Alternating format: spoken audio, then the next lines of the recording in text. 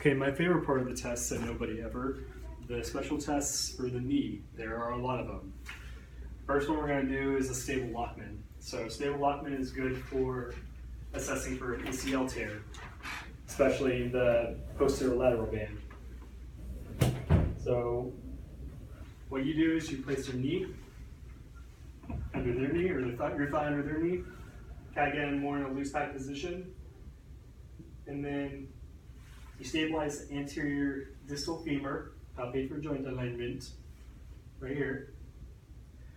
And then manipulating hand goes underneath the proximal tibia. Fingers will sink kind of through the gastroc, so if you can, kind of massage some of that soft tissue out to make sure you're not hitting on any tender points.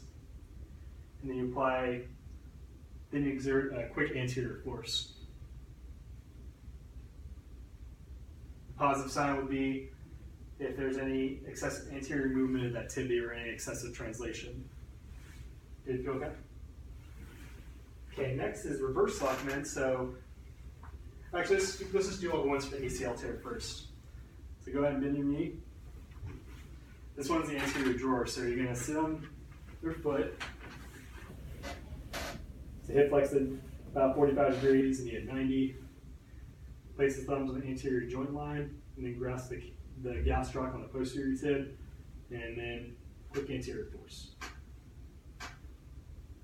Same thing, positive sign, anterior translation of about maybe 6 millimeters.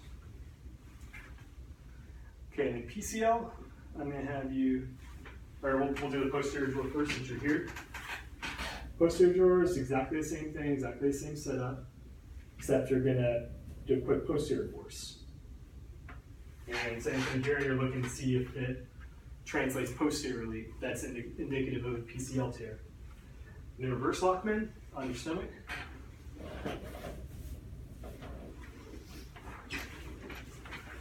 Reverse Lockman, what you're going to do is you're going to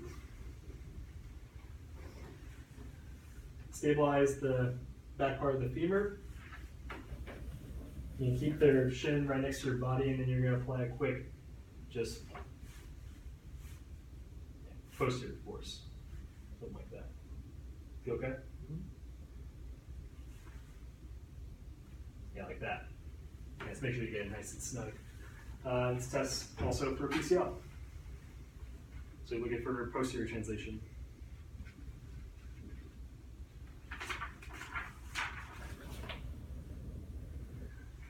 Okay, next is the lateral pivot shift maneuver. So go and lie on your back. So this is just another test for ACL, particularly for a 3rd degree sprain. So in other words, a full tear. You're going to start supine with the hip abducted, flex at 30.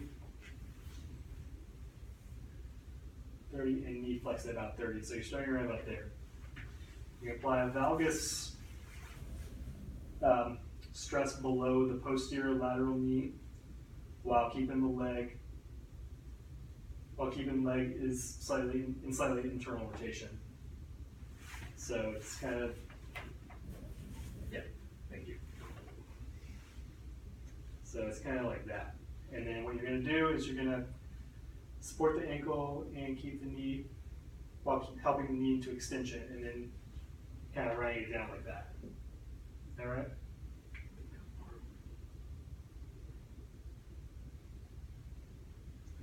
So it's more like you start right here and then you extend and you go like that. We're trying to put this into internal rotation. Right, okay. Like that. Okay, so what I'm doing is I'm putting this into internal rotation as I'm straightening the leg down. And then a positive sign would be any sort of anterior subluxation at about 30 degrees. Make sure that bring it back. Oh yeah, and bring it back. So stay there, and then back. Yeah. Posterior sag. You're gonna have to bend your knees. So what I'm doing is on each side, I'm just observing the tibial tuberosity to see if it extends about a centimeter anterior to the femoral condyle on each side. So they both look the same, so nothing wrong, so no PCL tear. Godfrey test. You can send this leg. Relax it. And bend the knee here. And you're looking to see if the tibial tuberosity extends 1 centimeter anterior to the femoral condyle or just kind of sags down. So as you can see, it doesn't. Yeah, you do both sides. And then McMurray. So this is testing for lateral and medial meniscus. So it involves both internal and external rotation components. The internal rotation is going to test for the lateral meniscus, and then the external rotation tests for the medial. So start supine, knee in full flexion, and then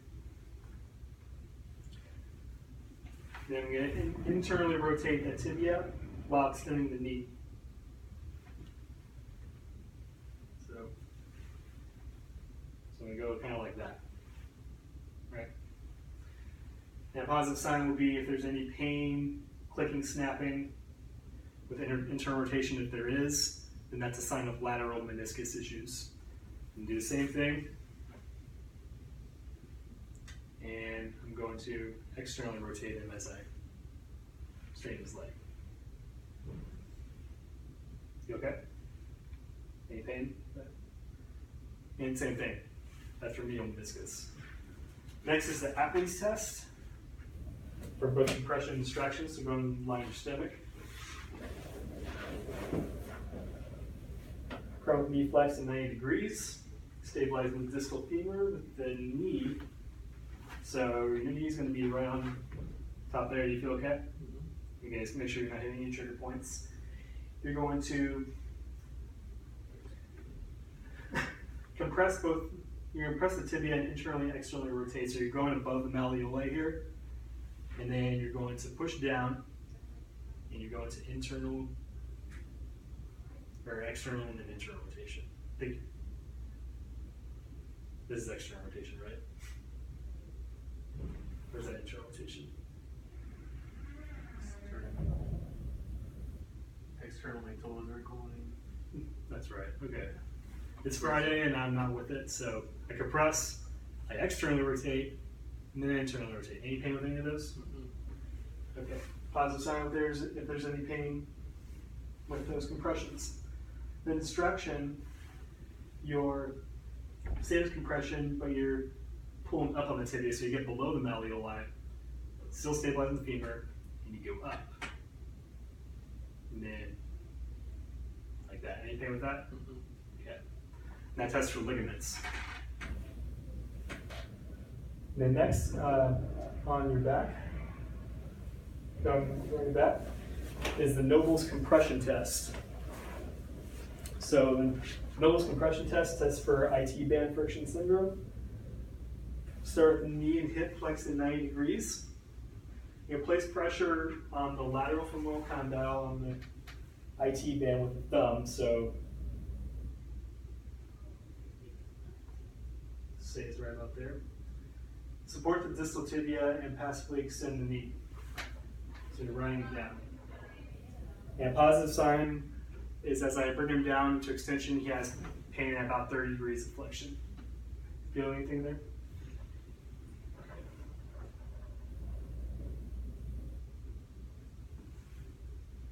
Okay. Okay. And then next is the valgus stress test for MCL issues.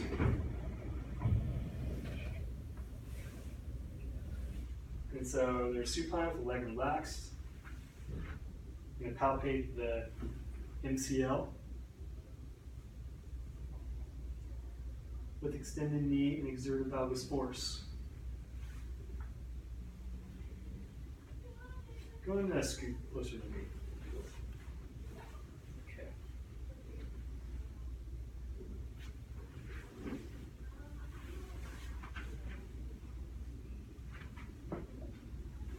So straighten the leg.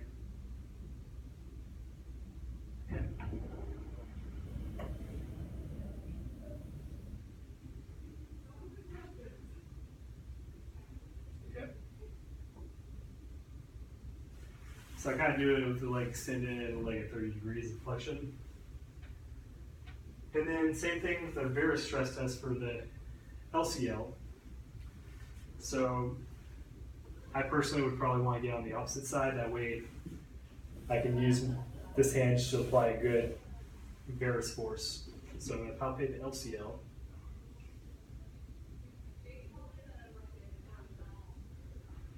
Okay, so I think it's about right there. Should feel kind of like a guitar string. Yep. This is just an awkward layout, so.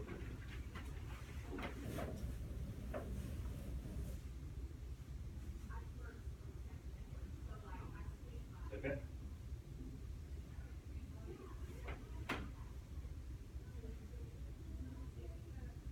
All right.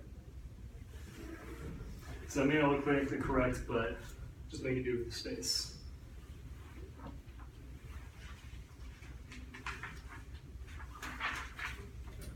Okay, Pleca stutter test. So go ahead and sit here on the edge of the table.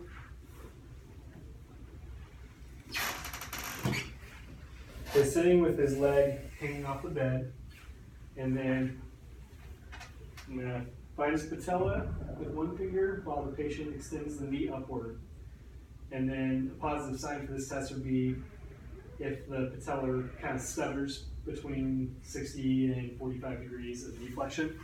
So as he extends his leg up, I'm feeling to see if there's any kind of like stuttering of some sort. I guess that's how I'm taking it. So no Pleca, you're good. It's not a very reliable test. Get imaging if you suspect. The patellar tap. So you're gonna go and lie over your back for the last four. Patellar tap test for knee effusion. So the knee is fully extended, and the PT will bunch the skin above the patella and tap on the center of the patella.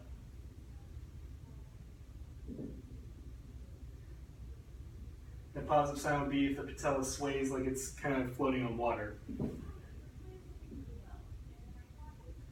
Looks fine. Then you can compare the other side.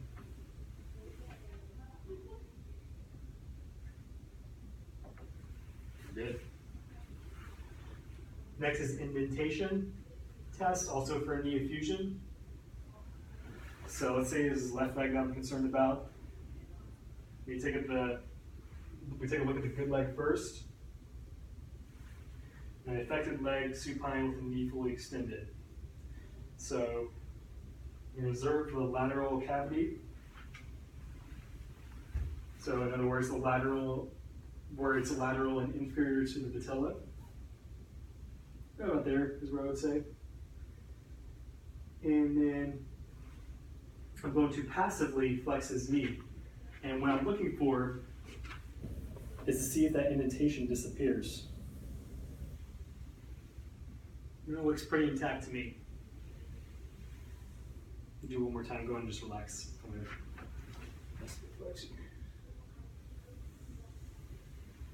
No, you saw it. And then let's say for knee effusion, we have a brush test. So your leg's fully extended. We're going to do 3 strokes up along the medial side of the patella, so kind of like that. And then 2 strokes down laterally. And we're observing for any fluid filling the cavity. A positive sign would be if the fluid flows in the direction of your strokes. And then the last test here, we have the patellar compression test, or the grind test. So the leg's going to be fully extended. I'm going to apply a pressure directly above the patella.